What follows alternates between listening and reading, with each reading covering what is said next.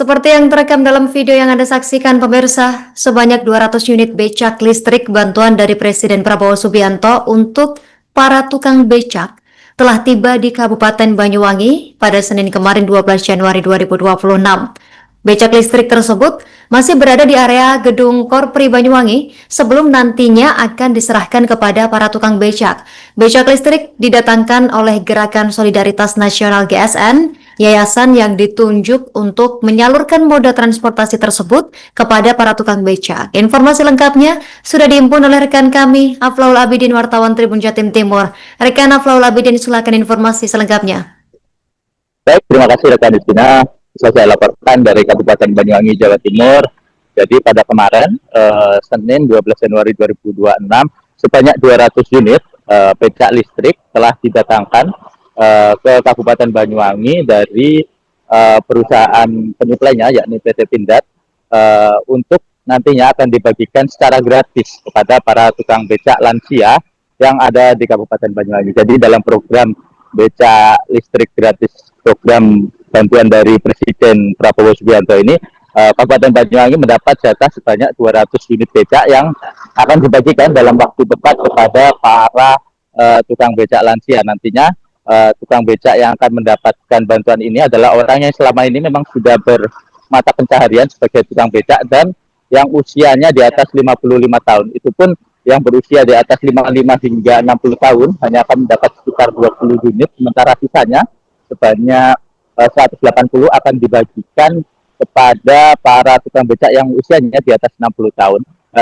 Gerakan Solidaritas Nasional, yayasan yang ditunjuk untuk mendistribusikan becak listrik ini, sudah menghimpun data-data para tukang becak yang akan menerima unit-unit dari becak listrik ini, dan sampai sekarang atau sampai kemarin kami mewawancarai pihak dari GSN, jumlah yang sudah terdata pasti adalah sekitar 100 tukang becak, sementara 100 tukang becak lainnya masih dalam tahap penghimpunan, dan pihak GSN akan berkoordinasi dengan pemerintah Kabupaten Banyuwangi untuk memvalidasi dan memastikan bahwa becak-becak tersebut akan diterima para tukang becak secara tepat sasaran.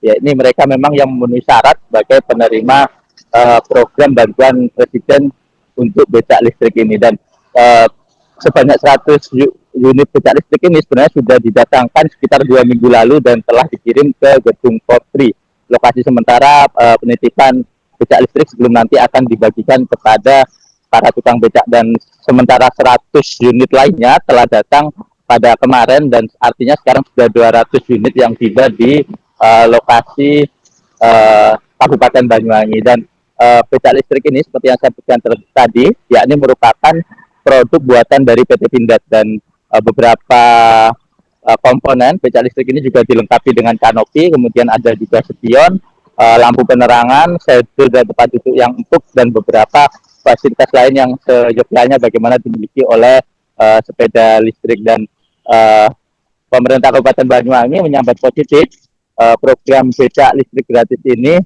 dan pemerintah Kabupaten Banyuwangi menganggap bahwa program ini akan membantu para tukang becak lansia sehingga mereka bisa lebih produktif, bisa mencari uang dengan lebih mudah tanpa harus mengeluarkan energi yang terlalu besar seperti ketika mereka mengendarai sepeda atau becak konvensional pada umumnya. Dan becak listrik ini disebut mampu melaju dengan kecepatan maksimal sekitar 50 km, kecepatan sekitar 20 km per jam, dan bisa bertahan dengan jarak sekitar 50 km untuk sekali isi.